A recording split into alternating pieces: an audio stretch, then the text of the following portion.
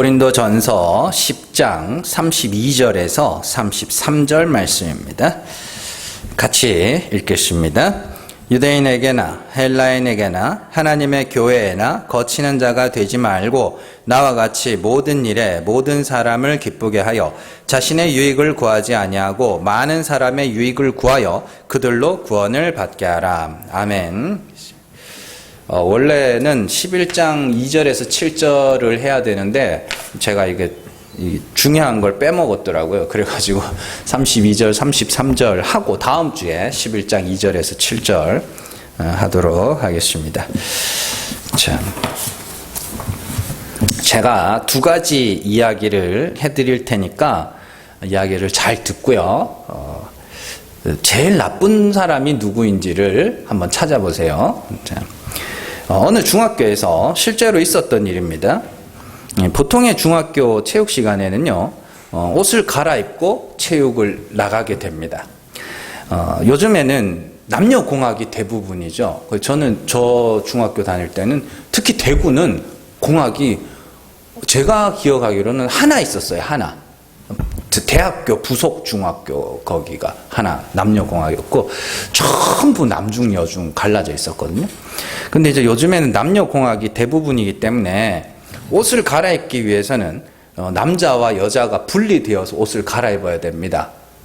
자, 그래서 지금까지 대부분 여자들이 교실에서 갈아입고 남자들은 화장실에서 갈아입었다고 그래요. 그래서 그러던 중에 이제 어떤 남자애가 선생님한테 따지기 시작했습니다. 왜 우리만 화장실에서 갈아입어야 되냐? 그렇게 된 거죠. 자, 그러니까 여자애들이 남자니까 당연히 화장실에서 갈아입어야지 이렇게 된 거예요. 그 남자애들이 완전 이제 열이 이만큼 찬 거예요. 그래가지고 왜 당연한 거냐고 그게 이렇게 된 거예요. 그래서 이제 막 그게 막 커졌습니다. 싸움이. 그래서 이제 선생님이 이제 이야기를 잘 들어보고 한 주는 여자애들이 한 주는 남자애들이 교실에서 갈아입는 걸로 이렇게 결정을 내렸다고 그래요. 자, 이 이야기 가운데 제일 나쁜 사람이 누군지를 한번 생각을 해보시라고요. 알겠죠? 그리고 또 한 가지 이야기 해드릴게요. 최근에는 뭐 뉴스에 그렇게 많이 나오진 않습니다만은 굉장히 많은 논란 중 지금도 많은 논란이 되는 게 뭐냐면 층간소음, 아파트 층간소음 문제입니다. 층간소음 때문에 아래층 사람들은 위층 사람들에게 항의를 하고요. 위층 사람들은 나름대로 되게 조심을 많이 하더라고요. 그러니까 아파트 같은데 이렇게 가보면은 참 매트 막 이만한 매트 깔아놓고 뭐 어떤 집은 진짜 막 전부 그걸로 도배를 해놨어요. 바닥을. 그 밑에서 혹시나도 항의 들어올까봐. 그래서 이제 그렇게까지 노력을 하는데도 올라온다는 거예요. 그래서 이제 위층 사람들도 도대체 내가 얼만큼 해야 되는 거예요. 그 심지어는 이런 사람들도 있어요. 집에 없었어.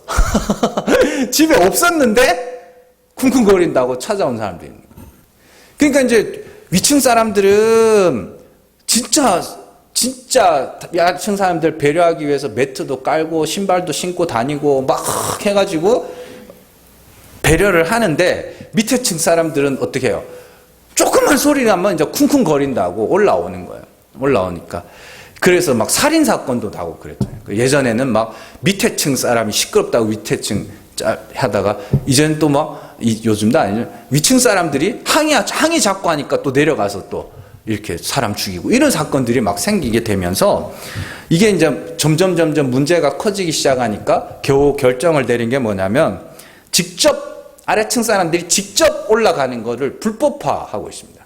그래서 관리실을 거쳐서 항의하도록 간접적으로 항의하도록 그렇게 만들었죠. 자, 이 이야기에서 제일 나쁜 사람은 누굴까요? 앞서 제가 말씀드린 옷을 갈아입는 이야기에서 제일 나쁜 사람들이 누구냐고 물으면요. 남자들이 화장실에서 옷을 갈아입는 것이 당연하다고 생각하는 여자다라고 하는 사람들도 있고 또 야, 그거 하나 양보 못 해가지고 그걸 쪼잔하게 따지고 있냐라고 말하는 그래서 남자애들이 더 나쁜 놈이다 하는 사람도 있고, 그 선생님이, 그게, 없어가지고, 카리스마 같은 게 없어가지고, 미리 그런 걸 했었어야지 하고, 선생님이 제일 나쁜 사람이다 라고 말하는 사람들도 있습니다. 근데요, 이 이야기에서 제일 나쁜 사람은요, 학교예요. 예. 아니, 남녀 탈의실을 만들어 놓으면 될 거 아닙니까? 그렇잖아요. 남녀 탈의실을 따로 만들어 놓고 거기서 옷 갈아입고 갈아입은 옷은 자기 자리에 놔두고 가면 될 거 아닙니까? 그리고 또 학교 측에서 그런 것도 있어야 되거든요. 이 같은 성별이라도 같은 남자, 같은 여자들이라도 그 옷 갈아입는 걸 굉장히 불편해하는 사람들이 있습니다. 애들이 있어요. 그래서 그런 애들은 굳이 체육 들어있는 날은 체육복 입고 와도 되게 해주면 돼요. 그거 뭐 중요한 거 아니거든요. 그러면 대부분의 어려움들은 다 해소됩니다. 근데 제일 나쁜 놈은 그럼 누구예요? 학교라니까요, 학교. 아파트 문제, 층간소음의 문제도 마찬가지죠. 층간소음을 유발하는 위층 사람이 나쁜 사람도, 또 작은 소리에 예민한 아래층 사람의 문제도 아닌, 사실은 그 건물을 지은 건축사의 문제죠. 건축회사의 문제죠. 왜냐하면 소음을 완전히 잡을 수는 없다 그래요. 완전히 잡을 수는 없지만, 그럼에도 정말 제대로 건축하면, 신경 써서 건축하면 거슬리지 않을 정도로 소리를 잡을 수 있다고 그럽니다. 그래서 처음에 건축을 할 때 할 수 있는 만큼 소음을 잡아 놓은 후에 윗사람과 아랫사람이 서로 배려하고 또 합의를 하는 그런 과정을 거쳐야 되는 것이지, 그냥 위에서 말하는 소리도 다 들리게 만들어 놓으면 그럼 뭐 싸우라는 거지 뭐가 있어요. 그래서 사실은 위층 사람도 아래층 사람도 다 뭐냐면 피해자예요. 근데 피해자들끼리 뭐 하는 거예요? 싸우고 있는 거죠. 자, 그래서 물론 세상이 다 그런 건 아닙니다. 다 그런 건 아니에요. 그런데 의외로 여러 곳에서 문제를 야기하는 사람은 따로 있는데 피해자들끼리 서로 싸우는 모습들을 좀 쉽게 찾아볼 수 있어요. 그러면 그 문제의 근본을 찾아서 해결할 생각을 해야 되는데, 당장의 눈앞의 상대에게만 집중하다 보니까 그냥 서로 손가락질 하는 거예요. 서로 불상사에 이렇게 싸움만 하는 거예요. 그러니까 뭐 온갖 논리로 서로를 공격하는 거예요. 정작 싸움을 붙인 당사자는 뒷짐지고 있는 거예요. 그래서 더 싸워라 이러고 있는 거예요. 왜요? 그들이 싸움을 멈추는 순간 어떻게 될 것 같아요? 자기에게로 손가락질 돌아오거든요. 그러니까 싸움을 붙이는 거예요. 자, 오늘 사도 바울이 성도들에게 하고 싶은 말씀이 그런 말씀입니다. 바울은 우상숭배의 이야기를 마무리하면서 32절에서 유대인이나 헬라인이나 하나님의 교회나 거치는 자가 되지 말아라 이렇게 이야기를 합니다. 그럼 이건 다른 말로 하면 믿음이 약한 자에게나 불신자에게나 너희는 절대 거치는 자가 되어서는 안 된다라는 뜻입니다. 여기서 거치는 자라는 것은요, 불신자나 믿음이 없는 자 앞에서 우상의 재물을 먹는 것이 거친다는 게 아닙니다. 그에 관한 해결책은 이미 우리가 지난주에 다 살펴봤잖아요. 그죠? 불신자 중에 어떤 사람이 우리를 청할 때 우상의 재물이라 하면 먹지 말고, 아무 말 안 하면 그냥 먹고, 시장에서 파는 것은 어떻게 해요? 묻지 말고 그냥 먹고, 그렇게 이야기를 하잖아요. 그래서 믿음이 약한 자들 앞에서도 굳이 뭐 먹어가지고 사단을 만들지 말아라, 그런 이야기도 하는 것이고요. 자, 그런 문제에 대해서는 사도 바울이 이미 결론을 다 내렸습니다. 그리고 바울은 그 모든 문제의 근본을 다루고 있는 거예요. 32절에서. 결론부터 제가 말씀을 드리면, 자유한 자들에게 법을 던지지 말아라 라는 이야기. 우상의 재물을 먹고 마시는 것에 대해서 누가 그것은 하나님 앞에서 죄라, 하나님의 보시기에 악이라, 그건 하나님 앞에서 나쁜 것이라 말했기 때문에 그 법에 의해서 지키는 자와 지키지 않는 자가 나뉘게 되고, 그로 인해서 어떻게 해요? 이런 다툼이 생기게 된 거 아닙니까? 그걸 거치는 자라고 이야기를 해요. 그들을. 바울이 이런 표현을, 똑같은 말을 로마서에서도 사용을 합니다. 로마서 14장으로 한번 가보세요. 로마서 14장 13절에서 15절 말씀입니다. 자, 같이 읽습니다. 그런즉 우리가 다시는 서로 비판하지 말고 도리어 부딪힐 것이나 거칠 것을 형제 앞에 두지 아니하도록 주의하라. 내가 주 예수 안에서 알고 확신하노니 무엇이든지 스스로 속된 것이 없으되 다만 속되게 여기는 그 사람에게는 속되니라. 만일 음식으로 말미암아 내 형제가 근심하게 되면 이는 내가 사랑으로 행하지 아니함이라. 그리스도께서 대신하여 죽으신 형제를 내 음식으로 망하게 하지 말라. 아멘. 이렇게 되어 있습니다. 이게 뭐냐면 14절의 말씀이 되게 중요하거든요. 무엇을 먹고 마시든지 그 음식은 그것 자체로 속된 것이 없다는 뜻입니다. 여기서 속되다는 건 그냥 단순하게 뭐 속된 음식, 하나님이 보시기에 속되다는 거예요. 뭘 먹으면 하나님 앞에서 속된 거고 뭘 안 먹으면 하나님 앞에서 잘한 거고 이런 게 없다는 뜻입니다. 성도는 예수 그리스도 안에서 의롭다함을 받는 자들입니다. 그래서 성도는 법에 대하여 죽은 자들이며 오로지 하나님의 긍휼만을 바라는 자들입니다. 그리고 하나님은 죽은 자를 살리시는 분이기 때문에 죄로 죽고 은혜로 이미 산 자들입니다. 반드시 살릴 것이기 때문에 이미 살았다고 이야기를 하는 겁니다. 자, 하나님이 의롭다 하신 것을 사람이 속되다 할 수 없는 것처럼 그리스도 안에서 이미 거룩하여진 자들을 속되게 만들 수 있는 어떤 법도 존재할 수가 없는 거예요. 자, 그런데 누군가가 음식을 먹고 마시는 것은 속된 것이라고 말하면 그게 거치는 거예요. 그게 형제로 뭐 하는 거예요? 근심하게 만드는 겁니다. 법에 대하여 죽어버렸는데 하나님의 긍휼만을 바라고 있는데 하나님이 불쌍히 여겨주셔야 되는데 그래서 죽은 자 같으나 지금 이미 살아있는 자들인데 그럼 뭐 하는 거예요? 법을 주는 거예요. 이거 음식 하나님이 이거 먹으면 안 된대 라고 이렇게 가르치는 거예요. 그럼 어떻게 돼요? 나 먹었는데 어떡하지? 어제도 먹었는데 어떡하지? 이런 거예요. 여러분들 이게 지금 제가 먹는 걸로 제가 지금 말씀을 드리는 거지 굉장히 많습니다. 의외로. 그렇게 누군가가 음식을 먹고 마시는 것이 하나님께 속된 것이라 여기고 그렇게 말해버리면 그게 부딪힐 것과 거치는 것을 형제 앞에 두는 거예요. 그러니까 바울이 뭐냐면 음식은 속된 거 아니니까 그거 속되다고 말하지 마. 그런 이야기예요. 몸에 안 좋다고 말할 수는 있어요. 혹은 저 사람이 아직까지 믿음이 약해서 그걸 죄라고 생각하니까 그 앞에서 절제해주자 이렇게 할 수는 있어요. 그런데 그건 하나님 앞에서 죄야 이렇게는 하지 말라는 이야기. 바울이 말한 것처럼 먹고 마시는 것은 아무것도 아니에요. 아무것도 아니에요. 먹는다고 잘 사는 것도 아니고 먹지 않는다고 잘못 사는 것도 아닙니다. 그냥 하나님이 주신 음식을 감사한 마음으로 먹으면 그러면 돼요. 아무것도 아니라니까요.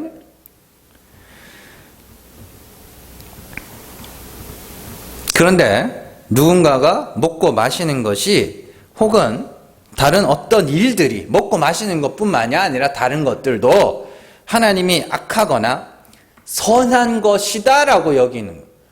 선한 것도 마찬가지입니다. 제가 이건 뭐 음식 먹는 나쁜 거야, 나쁜 거야만 자꾸 이야기하지. 이건 하나님이 보시기에 선한 거야. 이건 하나님이 보시기에 선한 거야. 이것도 아니에요.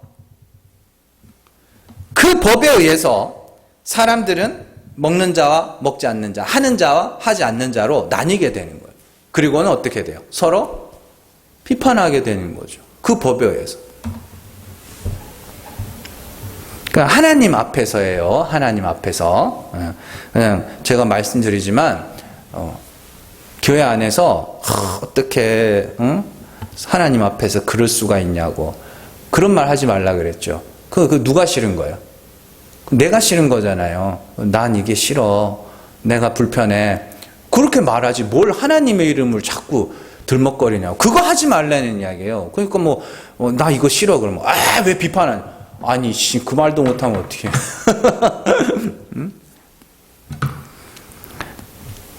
자, 여러분들, 사람의 호불호가 아니고 하나님 앞에서 어쩌고 저쩌고 그런 이야기입니다.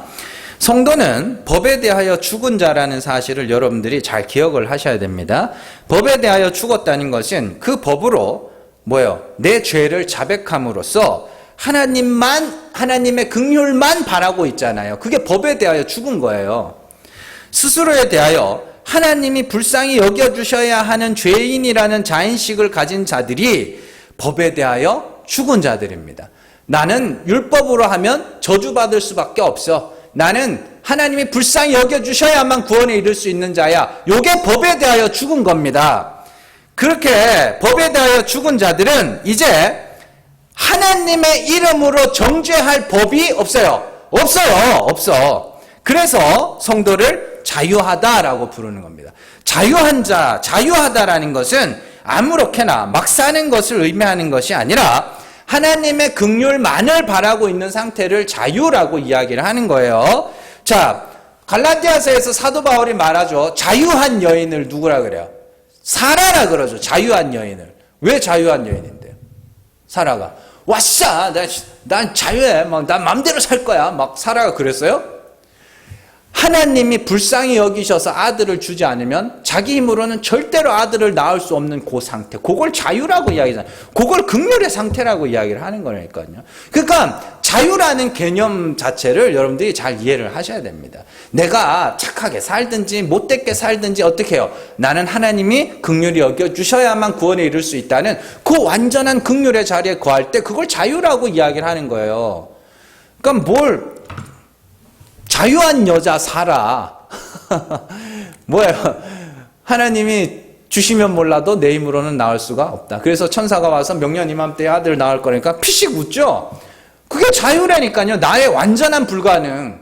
그러니까 전적인 하나님의 은혜 이러니까 막 주야 이게 아니에요. 그게 아니라 하나님이 주셔야 되지. 이렇게 가는 거라니까요.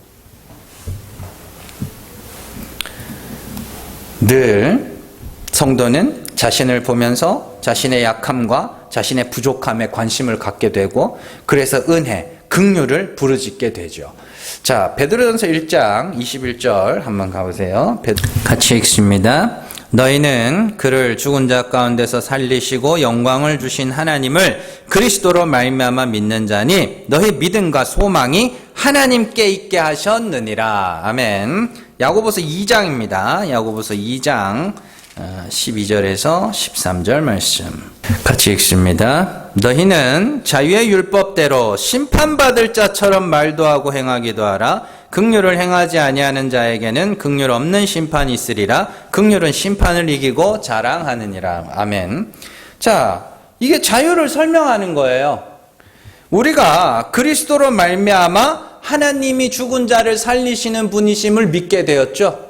그래서 우리는 어떻게 해요? 그 믿음과 소망이 나에게 있지 않아요. 나에게로 있지 않고 누구에게? 하나님께 향해 있는 겁니다. 그걸 진리를 순종한다고 이야기를 해요. 그래서 베드로전서 1장 22절로 가면 너희가 진리를 순종함으로 이렇게 나온다고. 그게 진리를 순종하는 거예요. 나의 행위와 나의 삶의 가치를 두지 않고 나는 온전히 하나님이 불쌍히 여기셔야만 하는 자라는 그 상태, 그걸 하나님께 믿음과 소망이 있다고 그걸 자유의 상태라고 이야기하고 야고보는 조금 더 자세하게 설명을 해주죠. 야고보는 어떤 자라 그래요? 너희가 심판받을 자처럼 말하고 행동해라 그래요. 심판받을 자처럼 말하고 행동은 어떻게 된대요? 하나님의 심판을 받아야 될 자가 어떻게 말해요?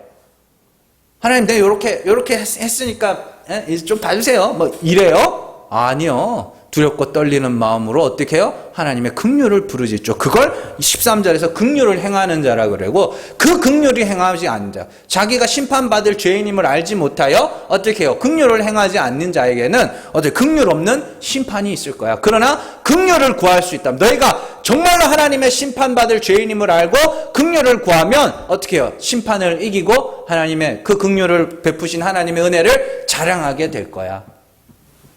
그걸 자유라고 그래요. 자유. 여러분들이 99점이든 빵점이든 상관없다니까요. 여러분들은 우리는 반드시 하나님의 긍휼을 구할 수 있어야 돼요. 그래서 자유는 곧 긍휼입니다. 자유는 곧 긍휼의 상태. 하나님의 불쌍히 여기심만을 바라는 상태가 자유입니다. 그런데 성경이 말하는 자유의 상태를 이해하지 못하는 사람들에게서 한 가지 오해가 하나 생겨요. 자, 이제 어설프게 아는 거죠. 그래서 누군가가 법을 던져주면 거기에 대해서 맹비난을 합니다. 긍휼이 필요한 자라는 것은 내가 무슨 선한 일을 했고 그 일로 인해서 내가 사람들에게 어떤 칭찬을 받았든지 나는 하나님이 불쌍히 여겨주셔야 하는 자라는 뜻이며, 또 반대로 내가 무슨 악한 일을 했고 그로 인해서 사람들에게서 어떤 손가락질을 받았든지 간에 나는 하나님이 불쌍히 여겨주셔야 하는 자라는 그 상태를, 긍휼의 상태, 그걸 자유라고 이야기를 합니다.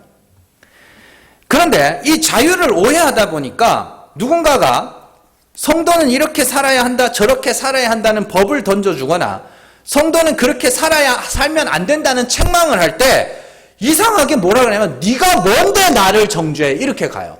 그거는 긍휼의 상태가 아닙니다. 그거는 아주 자기의에 충만한 상태예요. 성도는 죽은 자 같으나 산 자야죠. 죄인이나 의인입니다. 왜요? 나는 죄인이지만 하나님의 은혜가 나를 죄를 사하여 주시고 의롭다 칭하여 주신 거 아닙니까? 그러면 그 의는 내가 발생시킨 거예요? 하나님에 의해서 주어진 거 아닙니까? 근데 그 의가 마치 내가 발생한 것처럼 어떻게 해요? 네가 뭔데 나를 정죄해? 나는 의로운 자인데 네가 뭔데 나를 정죄해? 이렇게 말한다고. 그거는 자유를 완전히 오해한 거, 긍휼을 완전히 오해한 상태입니다. 누군가가 법을 던져주고 책망할 때 긍휼의 자리에 있는 자들은 네가 뭔데 나를 정죄해가 아니라 그래서 내가 예수 믿는 거야. 그래서 나는 하나님이 불쌍히 여겨주셔야 하는 자야. 요렇게 가는 거예요. 싸우라고 자유를 준 게 아니라니까요. 응?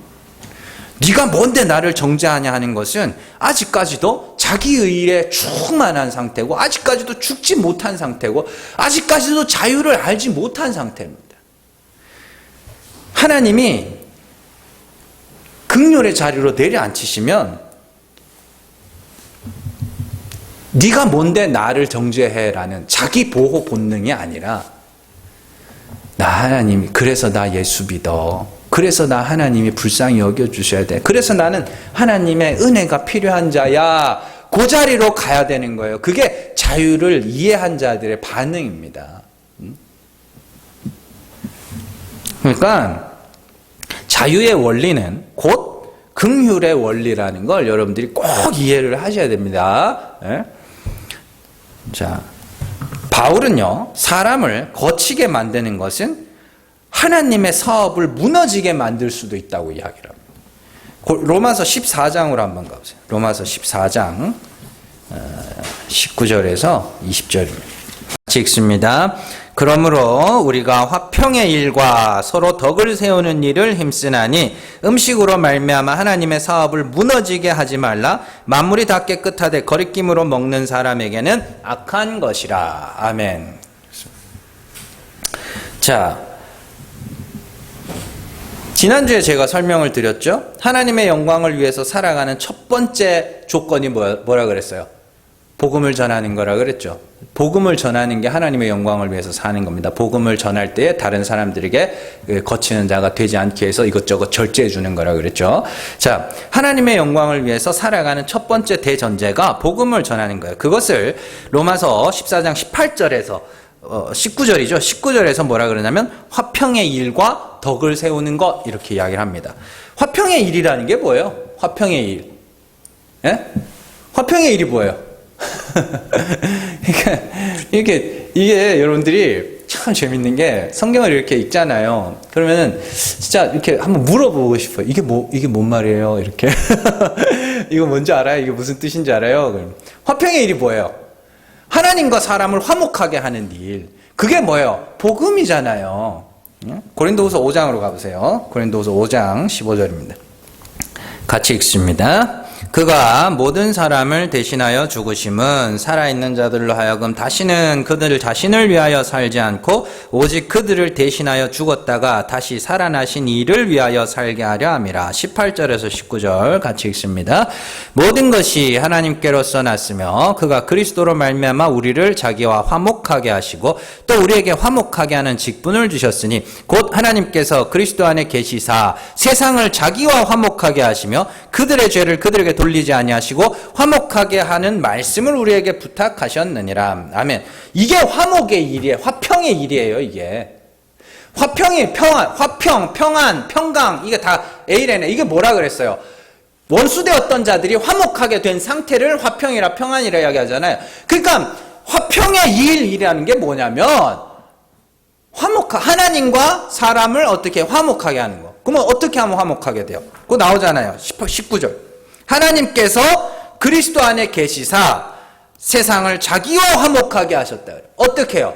그리스도께서 하나님이 어떠한 분인지를 나타내셨고 우리가 성령으로 말미암아 그 하나님이 어떠한 분인지를 깨닫게 되었고 그 다음 뭐예요? 이제 그 하나님과 올바른 관계를 맺음으로 화목하게 됐잖아요. 그리고 화목하게 된 자들에게 어떻게 해요? 화목하게 하는 말씀을 주시고 화목하게 하는 직분을 주십니다. 그래서 성도들이 가서 뭐예요? 진리를 말해요. 하나님이 이런 분이다. 그리스도께서 나타내신 하나님이 이러한 분이다. 그게 고린도서 4장에 나오잖아요. 그리스도의 얼굴에 있는 하나님의 영광을 아는 빛. 그걸 비추는 거 아닙니까? 그렇게 그 하나님이 어떤 분을 나타내서 세상과 하나님을 어떻게 해요? 화목하게 하는 것. 그게 화평의 일이며 그걸 뭐라 그러면 덕을 세우는 것이라고 이야기합니다. 덕을 세운다는 건 교회를 건축하다라는 단어입니다. 그래서 화평의 일을 할 때, 덕을 세울 때 음식으로 말미암아 하나님의 사업을 무너지게 하지 말아라. 그러면 화평의 일과 음식으로 말미암아 하나님의 사업을 무너지게 하는 것과 무슨 차이가 있어요?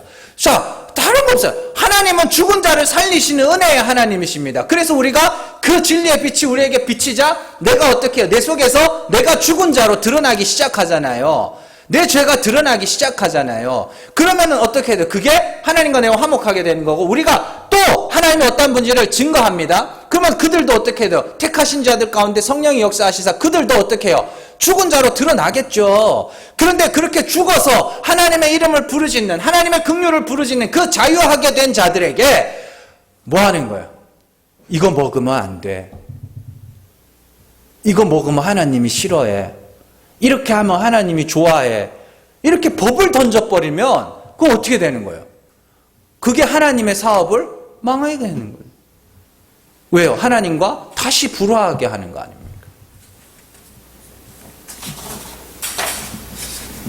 그런 이야기잖아요. 그래서 갈라디아서에서 사도 바울이 그렇게 이야기를 하죠.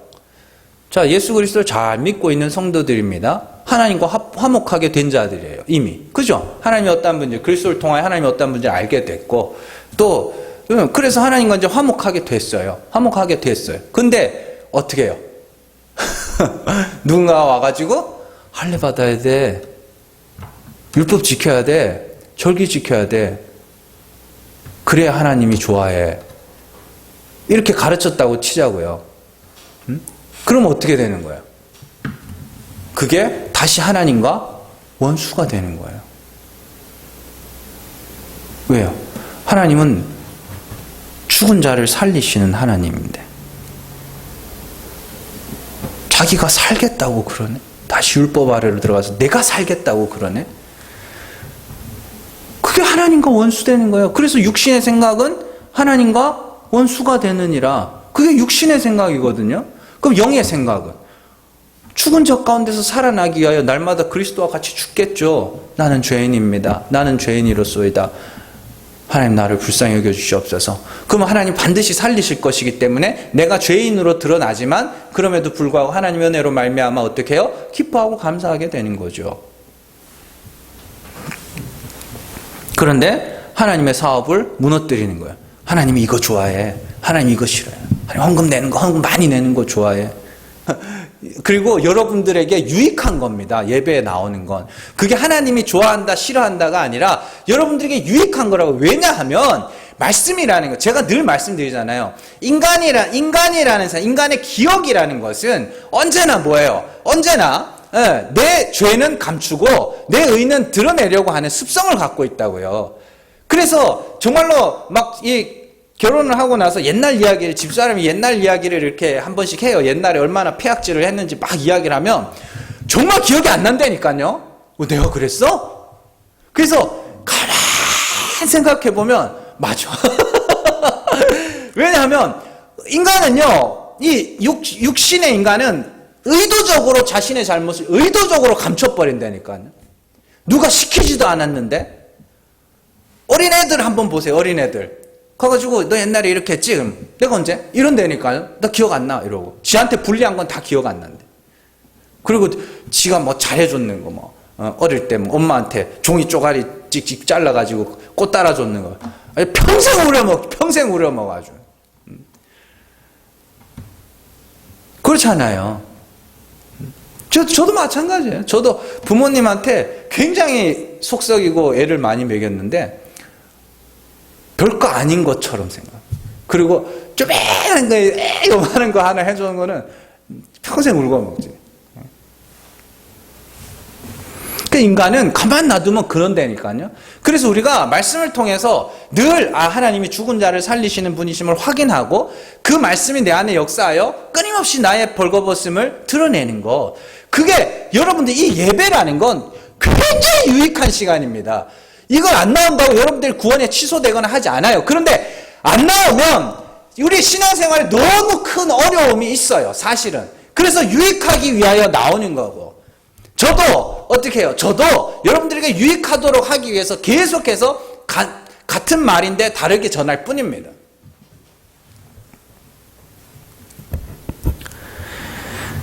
그런데 누군가가 자꾸만 어떻게 해요? 이거 해야 돼, 저거 해야 돼. 하나님이 이러하면 좋아해. 하나님 헌금 많이 내면 하나님 좋아해.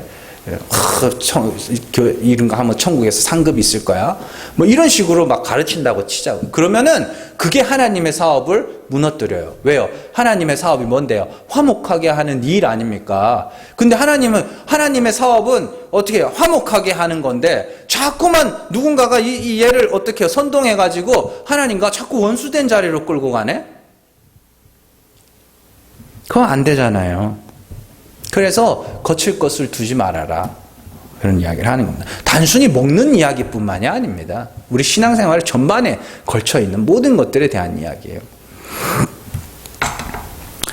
그래서 사도 바울이 아브라함의 두 아내 사라와 하갈의 이야기로 종과 율법의 종과 하나님 안에서 자유한 자들을 비교하는 거 아닙니까? 그래서 하갈은 뭐예요? 육신으로 낳은 아들이라고 이야기하는 거 아닙니까? 내 의, 내가 행한 거, 내가 하나님 앞에서 자랑할 만한 거, 그걸 자꾸 내놓는 걸 하갈이라고 그러잖아요.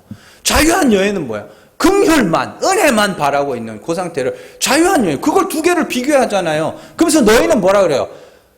자유한 여인의 소생이라고 이야기하지 않습니까? 사라의 아들이라고. 그렇다면 우리가 1차적으로 조심하고 깨어서 정신을 차리고 대해야 하는 대상이 누구예요? 말씀 전하는 자죠, 목사죠. 그들이 전하는 하나님이 참 하나님인지 아니면 자기가 상상으로 만들어낸 하나님인지를 분별할 수 있어야 됩니다. 영을 분별하라고 하죠. 요한일서 4장에 가면 영을 분별해. 진리의 영, 미혹의 영 분별해. 영을 분별. 그럼 분별하려면 어떻게 해야 돼요? 알아야 분별하지. 알아야 분별할 거 아닙니까? 예? 길 모르면 돌아가는지 똑바로 가는지도 몰라요. 그냥 택시 기사가 데리고 가는 대로 여기가 길인갑다 하고 가는 거지. 근데 길을 아는 사람은 못 속인다니까요. 그러니까 여러분들이 말씀을 열심히 공부를 하셔야 돼요. 정신을 똑바로 차리고 공부를 하셔야 돼요. 얼만큼 여러분들이 말씀 앞에 진지해야 되냐면 여러분들이 돈 앞에서 진지한 만큼 진지하셔야 돼요. 여러분들 배운 게 없고 아는 게 없고 뭐 까막눈이라고 할지라도요. 돈 앞에서는 세상 진지합니다. 그렇게 똑똑할 수가 없어요. 근데 하물며 영생이 달린 이야기입니다. 예, 천국과 지옥에 걸린 이야기예요. 근데 어떻게 돈 앞에서 진지한 만큼도 안 진지하냐고. 정신을 똑바로 차려야 됩니다. 그래서 제가 감성적인 설교를 하는 설교자들이 굉장히 위험하다고 그러는 겁니다. 뭐 앞에서 그냥 성도들 자꾸 울리려고 그래. 웃겼다가 울렸다가 이렇게. 그래서 성도들 자꾸 이제 울리려고 그래. 그러면 그 감성에 휘말리는 순간, 매몰되는 순간 홀라당 넘어가는 거예요. 말씀이 집중해서 저 사람이 지금 하나님을 어떤 분으로 말하고 있는가에 눈을 똑바로 둬. 정신을 차려야 돼요. 그리고 자기 스스로의 신앙에 대해서 항상 확인하고 점검해야 됩니다. 내가 지금 죄 없다 하여서 하나님의 긍휼을 떠나고 있는 것은 아닌지. 의인 맞아요. 여러분들 의롭다 함을 받아서 여러분들 의인 맞는데 중요한 것은 그 의가 여러분들에게서 생성된 것이 아니라는 겁니다. 그러면 내 안에서 나오는 건 뭐예요? 죄밖에 없다니까요. 그러면 그 죄에 집중을 하고 죄를 볼 수 있어야 되는 겁니다. 그래야 이 하나님으로부터 주어진 의가 내게 있어서 더 귀해져 가는 거 아닙니까? 사람이 자기를 살필 수 있어야 됩니다. 자기를 살펴서 내 죄를 보고 그 죄로 예수 그리스도의 십자가의 필요성을 깨달았으면 이제 그 어떤 행위도 하나님 앞에 내놓을 수 없으며 하나님의 은혜만이 나를 구원할 수 있음을 깨달아야 다른 이들이 엉뚱한 말을 해도 그 말에 넘어가지가 않는 거예요. 가가지고 누가 가가지고 하나님이 이러면 복 주고 저러면 벌 주고 막 그러면 뭐라고 하냐면 나는 벌 줘도 할 말 없는 사람이고 하나님의 은혜로 구원하셨으니까 나는 벌 줘도 할 말 없는 사람이라고. 하나님이 복 안 주셔도 나는 정말 하나님의 아들이 되는 신령한 복을 이미 받은 사람이라고. 그것 말고 우리가 더 귀하게 여길 게 어딨냐. 예, 여러분들 그 정도는 말할 수 있어야 됩니다. 진짜로요. 그리고 가가지고 저희 교회 성도들은 아무도 안 그럽니다만은 진짜 아무도 안 그랬어요. 그래서 어디 갔더니 어느 목사님이 이렇게 하면 복 준다고 그러던데요. 그런 말 하는 사람 아직까지는 없었어요. 감사한 거죠. 근데 그런 말 누가 그러면은 아니, 하나님 은혜 아니면 아무것도 아니라고. 절대로 여러분들 마귀에게 틈을 주시면 안 됩니다. 마귀는 인간의 스스로 의롭고자 하는 마음을 틈타고 들어와서 자꾸만 내 죄를 감추게 만들어요. 내 죄를 감추게 만들고 다른 이들과 비교하게 만들고 자신의 행위를 자랑하여 결국에는 믿음과 소망이 자꾸 내게로 향하게 만들어요. 그런 자들에게 누군가가 찾아가서 그의 삶을 칭찬해주면 순식간에 그들의 말에 사로잡힌다니까요. 그래서 은혜의 자리를 떠나 긍휼의 자리를 떠나 분열과 분리와 다툼의 자리로 가는 거예요. 거기서 나는 저 사람보단 나아, 난 저 사람보단 나아 이렇게 만든다니까요. 그게 마귀가 장악된 건데 그걸 잘한다고 그런다니까 진짜로. 그걸 자꾸 부추겨요. 그래서 예배 시간에 설교 시간에 누구의 어떤 실명을 거론하지 않는 게 좋은 거예요. 특히 그 사람을 많이 본 앞에서 칭찬하는 건 그 사람에게도 물론이거냐 다른 사람에게도 그건 독약을 뿌리는 거랑 마찬가지입니다. 하나님의 이야기를 해줘야죠. 은혜의 이야기, 긍휼의 이야기를 해줘야죠. 이렇게 살면 잘하는 거고 저렇게 살면 그게 아니라 유익한 거다. 이건 유익한 거고 이렇게 하면 너에게 별로 안 좋은 거다라고 이야기를 할지언정 그게 하나님이 그렇게 하면 벌 줄 때 이건 아닌 거란 말입니다. 법으로. 인간의 의식의 방향은 항상 나의 나됨을 자랑하는 방향으로 자라갑니다. 가만 놔두면 그렇게 자란다고요.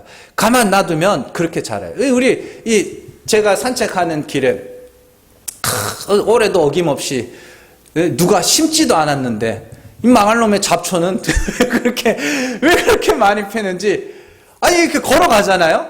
이게 우리 그 집 뒤에 있는 산책로가 있는데 이게 도로를 반으로 나눠놨어요. 반으로 나눠놨는데 반은 자전거 도로고 반은 그냥 이제 사람 보행로인데 이놈의 잡초들이 누가 심지도 않고 물도 안 주고 길쌈도 안 했는데 도로를 장악을 했어요. 인도를. 아침에 가면 진짜 위험해요. 지하철 공사하는 데라 가지고 자전거 다니고 막 전동 킥보드 타고 이 노동자들 막 다니고 그러거든요. 그러면은 이제 자전거 도로로만 다녀야 돼. 이 풀들이 얼마나 무성하게 자라가지고 사람이 다닐 수도 없게 해놨다니까. 그것처럼 우리 인간의 육체의 소욕이라는 건 가만 놔두면 자꾸만 나는 죄 없다. 나는 의롭다. 내가 뭔 죄가 있어. 이 방향으로 자란다니까요. 그래서 제가 성령을 따라 행하라. 의식을 가동하고 의지를 발동하여 성령을 따라 행하라. 억지로라도 내 죄와 허물들을 기억을 하라는 겁니다. 제가 아까 전에 기도할 때도 말씀드렸지만 감사하지 못한 이유가 뭐예요? 어제 나를 잊어버렸거든요.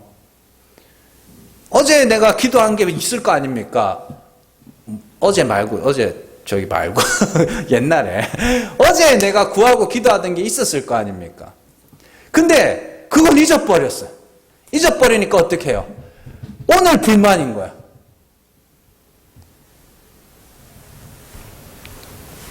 어제의 나를 기억하고 어제 내가 구한 것들을 기억해야죠. 그래야 오늘 내게 주어진 것들을 볼 수 있을 거 아닙니까? 그리고 감사할 거 아닙니까? 예? 마찬가지로 나의 죄를 기억하셔야 돼요. 사함 받았어요. 사함 받았는데 나는 기억을 해야 돼요. 그래야 뭐예요? 은혜를 아는 겁니다. 매일매일 성령을 따라 행하는 거예요. 하나님이 은혜로 불쌍히 여겨주셔야 구원에 이르는 자지. 이렇게. 마귀는 언제나 우는 사자와 같이 삼킬 자를 찾습니다. 잠시라도 정신을 놓으면 우리는 많은 사람들을 거치게 만들며 심지어 하나님의 사업을 무너뜨리는 자리에 설 수도 있습니다. 그러니까 법 아래 들어가지 마시라고요. 이래야 돼, 저래야 돼, 믿는 자들이 어떻게 이렇게 살아, 저렇게 살아. 그런 말 하지 마시라고요. 내가 하나님의 은혜로 구원받듯이 저들도 하나님의 은혜로 구원받는다는 그 마음으로 여러분들의 입에서는 항상 뭐가 나와야 돼요? 하나님의 은혜와 긍휼과 하나님의 사랑과 그리스도의 십자가, 날마다 그것이 흘러나와야 되는 겁니다. 그게 영적 싸움에서 뭐 하는 거예요? 승리하는 거예요. 여러분들의 삶이 어떻게 변하든지 변할 수 있다니까. 제가 말씀드린 변화가 없지 않다. 변해요. 어떤 변화가 나타나서 사람들이 야 옛날에는 개판 5분 전으로 살더니 야 이제 보니까 예수 믿고 사람 됐네? 그게 마귀의 시험입니다. 내가 이렇게 성장했어? 아니요. 끝까지 여러분들은 하나님이 불쌍히 여기셔야만 구원에 이룰 수 있다는 그 마음으로 사셔야 돼요.